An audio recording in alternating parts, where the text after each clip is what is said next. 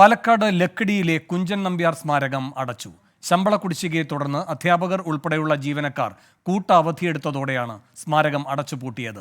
ശമ്പളം മുടങ്ങിയിട്ട് 1 വർഷവും 4 മാസവുമായി. നിഖിൽ പ്രമേഷ് പാലക്കാടും ചേരുന്നു കൂടുതൽ വിവരങ്ങളുമായി. നിഖിൽ, ഏതാണ്ട് 1.5 വർഷം ശമ്പളമില്ലാത്ത സാഹചര്യം എങ്ങനെയാണ് വന്നത്?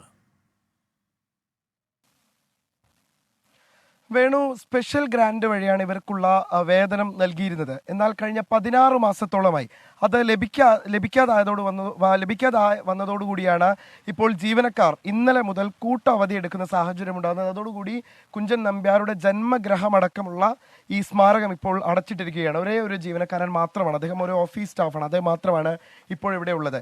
ഇപ്പോഴും ഇവിടേക്ക് ആളുകൾ എത്തിച്ചേരുന്നുണ്ട്. ഈ കുഞ്ചൻ നമ്പ്യാരുടെ ഓർമ്മകൾ ഉറങ്ങുന്ന ഈ ഗ്രഹം കാണാൻ, ഈ സ്മാരകം കാണാൻ വേണ്ടി ഒരുപാടധികം ആളുകൾ ഇപ്പോഴും എത്തിച്ചേരുന്നുണ്ട്. പക്ഷെ അവരെല്ലാം നിരാശരാക്കിക്കൊണ്ട്, അല്ലെങ്കിൽ ഇവിടെ പഠിക്കുന്ന 100-ൽ പരം വിദ്യാർത്ഥികളെ നിരാശരാക്കിക്കൊണ്ട് ഈ സ്മാരകം ഇപ്പോൾ അടച്ചിരിക്കുകയാണ്. സാംസ്കാരിക വകുപ്പിന് കീഴിലാണ് ഈ സ്മാരകമുള്ളത്. ഇപ്പോൾ ഈ അമ്മയും മകനും ഇത് കാണാൻ വേണ്ടി വന്നതാണ്. നിങ്ങൾ ഇതിൻ്റെ ഉള്ളിലൊക്കെ കയറി കണ്ടു അല്ലേ? തീർച്ചയായിട്ടും കണ്ടതാണ്.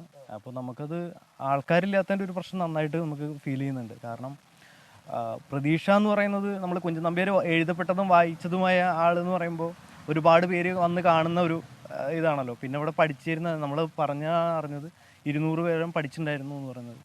അപ്പോൾ അത് അടുത്ത് തന്നെ പൂട്ടിക്കിടക്കെന്ന് പറയുമ്പോൾ, അല്ലെങ്കിൽ ഇങ്ങനത്തെ ഒരു അവസ്ഥ കാണുമ്പോൾ നമുക്ക് ഭയങ്കര വിഷമം തോന്നുന്ന ഒരു കാര്യമാണ്. ഉള്ളിൽ കയറിയപ്പോൾ അമ്മയ്ക്ക് എന്താ തോന്നിയത്? അല്ലെ ആഗ്രഹത്തിൽ കാണാൻ വേണ്ടി വന്നത്? അതെ. പക്ഷെ ഇവിടെ ഒന്നും നോക്കിയപ്പോൾ ആളില്ലാത്ത എല്ലാവരും കൂടി കാണുമ്പോഴും, ഇപ്പൊ നമ്മള് വരിക്കാശ്ശേരി മനയൊക്കെ കാണാൻ പോകുന്നുണ്ട്. അപ്പൊ നമ്മൾ ഓരോ ഇതിലല്ലേ പോവുക, ഓരോ പ്രതീക്ഷയോട് കൂടി പലതും കാണാന്നുള്ളതിലും കുറെ ആൾക്കാരുണ്ടാവും. വന്ന് നോക്കിയപ്പോൾ ആരും ഇല്ലാന്ന് കണ്ടപ്പോൾ നമുക്കൊരു അതിന്റെ ഒരു ഫീലിംഗ് ഉണ്ടായി. തീർച്ചയായിട്ടും നമുക്ക് ഇതിൻ്റെ ഉള്ളിലേക്ക് പ്രവേശിക്കുമ്പോൾ കാണാം, കുഞ്ചൻ നമ്പ്യാരുടെ ജന്മഗ്രഹമാണിത്. ഇവിടെ ഒരുപാടധികം വിദ്യാർത്ഥികൾ, ഞാൻ പറഞ്ഞ പോലെ 200ഓളം വിദ്യാർത്ഥികൾ തുള്ളലും അതോടൊപ്പം തന്നെ ഭരതനാട്യവും ഒക്കെ ഇവിടെ പഠിപ്പിക്കുന്നുണ്ടായിരുന്നു. അതിനൊക്കെ വേണ്ടിയിട്ട് കുട്ടികൾ ഇവിടെ എത്തിച്ചേരാറുണ്ട്. അവരൊക്കെ 200ഓളം കുട്ടികൾ പഠിക്കുന്നുണ്ട്. ആ കുട്ടികളെല്ലാം തന്നെ ഇപ്പോൾ പ്രതിസന്ധിയിലായിരിക്കുകയാണ്.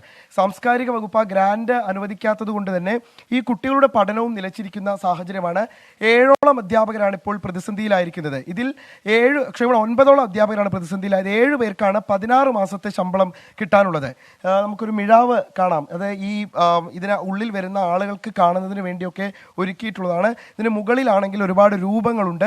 ഈ തരത്തിൽ ഒരുപാട് സാംസ്കാരികമായി നമ്മൾ സംരക്ഷിക്കേണ്ടുന്ന ഒരു സംവിധാനത്തെയാണ് ഇത്തരത്തിൽ ഒരു അനാസ്ഥമുണ്ട്, സർക്കാരിൻ്റെ ഒരു അനാസ്ഥ കൊണ്ട് ഈ തരത്തിലായി മാറുന്നത്.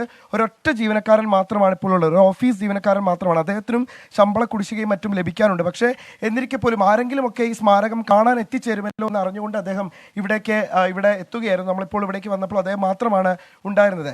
സാംസ്കാരിക വകുപ്പിന്റെ ഒരു ഇടപെടൽ ഒരുപക്ഷെ ഉണ്ടാവുകയാണെങ്കിൽ ഈ കേന്ദ്രത്തിന് ഉറപ്പായും ഒരു ശാപമോക്ഷം ലഭിക്കും. എന്തായാലും 9 ജീവനക്കാർ കഴിഞ്ഞ 16 മാസമായി ശമ്പളമില്ലാതെ പ്രതിസന്ധിയിലായിരിക്കുന്ന ഒരു സാഹചര്യമാണ് കാണാൻ കഴിയുന്നത്. നമുക്ക് ഓട്ടൻതുള്ളലിന്റെ ഒരു രൂപം ഇവിടെ കാണാം. ഇതൊക്കെ കാണാൻ വേണ്ടി ഒരുപാടധികം ആളുകൾ ഇവിടേക്ക് ദിവസവും എത്തിച്ചേരാറുണ്ട്. വേണു, അവരെല്ലാം നിരാശരാക്കിക്കൊണ്ടാണ് ഈ സ്ഥാപനം തന്നെ അടഞ്ഞു കിടക്കുന്ന ഒരു സാഹചര്യം ഉണ്ടാകുന്നത്. എന്തായാലും എത്രയും വേഗത്തിൽ ഇത് തുറന്ന് പ്രവർത്തിപ്പിക്കാനുള്ള, അതുമാത്രമല്ല ഇവിടെ പഠനം പുനരാരംഭിക്കാനുള്ള സൗകര്യങ്ങൾ ഒരുക്കണമെന്നുള്ള ആവശ്യമാണ് സാംസ്കാരിക പ്രവർത്തകരെല്ലാവരും തന്നെ ആവശ്യമുന്നയിക്കുന്നത്. പറയൻ തുള്ളലിൻ്റെ ഒരു രൂപമാണ് അത്. നമുക്ക് ഈ കുഞ്ചൻ നമ്പ്യാരുടെ ജന്മഗ്രഹത്തിനുള്ളിൽ കാണാൻ വേണ്ടി കഴിയും. ഇവിടെ ശീതങ്കൻ തുള്ളലിൻ്റെ രൂപം നമുക്ക് കാണാൻ കഴിയും.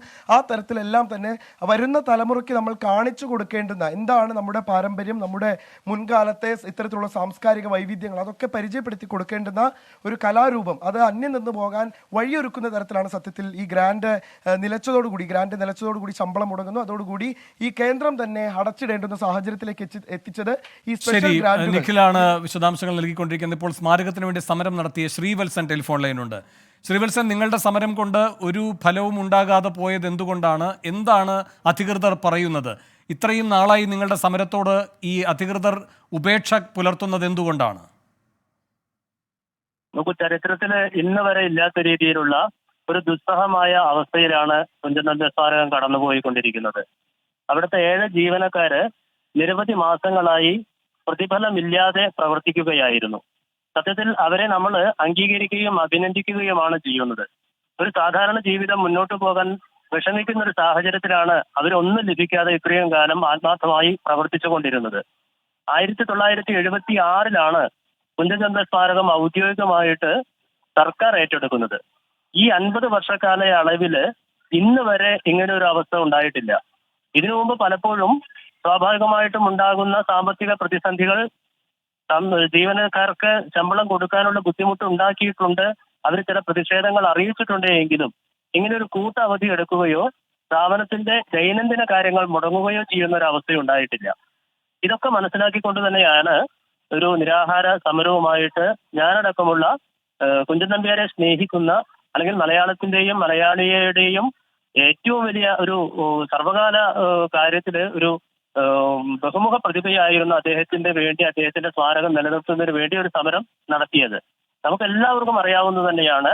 പടജനങ്ങളുടെ നടുവിലുള്ള ഒരു പടയണിക്ക് ചേരുവാൻ വടി എന്നൊരു ചാരു കേരള ഭാഷ തന്നെ ചിതം വരൂ എന്ന് പാടിയ കുഞ്ചൻ നമ്പ്യാരുടെ ഈ സ്മാരകം ഈ ഒരു അവസ്ഥയിൽ കാണുന്നത് മലയാളത്തെയും മലയാളിയെയും സ്നേഹിക്കുന്ന എല്ലാ ആളുകൾക്കും വേദന നൽകുന്ന ഒരു കാര്യമാണ്.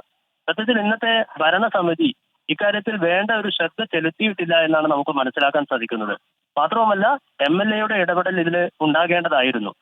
ഇവരെത്ര 16 മാസവും 17 മാസമായി ശമ്പളം ലഭിക്കാത്തൊരു സാഹചര്യം ബന്ധപ്പെട്ട അധികാരികളെ അറിയിച്ചിട്ടും അതിൽ ഒരു ശ്രദ്ധയും ചെലുത്താതെ ഉപേക്ഷ വരുത്തുന്ന ഒരു പ്രവണതയായിരുന്നു ഭരണകൂടത്തിന്റെ ഭാഗത്തു നിന്നുണ്ടായത്. അപ്പൊ അതുകൊണ്ട് തീർച്ചയായും അവർ അടിയന്തരമായ ഒരു ഇടപെടൽ നടത്തിയിട്ടില്ലെങ്കിൽ ഈ തുള്ളൽ എന്ന് പറയുന്ന കേരളം മുഴുവൻ ബഹുമാനിക്കുന്ന കുഞ്ചൻ നമ്പ്യാരുടെ ഈ ജനകീയ കവിയായ അദ്ദേഹം പോലും മറവിയിലേക്ക് പോകുന്ന ഒരു സാഹചര്യമാണ് ഉണ്ടാവുന്നത്. നന്ദി ശ്രീവത്സൻ പ്രതികരിച്ച. എന്തായാലും നിങ്ങളിപ്പോൾ കൂട്ട അവധിയിലേക്ക് പോയിരിക്കുകയാണ്. നിങ്ങളുടെ പ്രതിഷേധം ശക്തവുമാണ്. ഈ സാഹചര്യത്തിൽ എന്തായാലും അധികൃതർ ഇനിയെങ്കിലും അനുഭാവപൂർവ്വം പ്രതികരിക്കുമെന്ന് പ്രതീക്ഷിക്കാം. നിഖിൽ പ്രമേഷാണ് വാർത്തയുടെ വിശദാംശങ്ങൾ നൽകിയത്.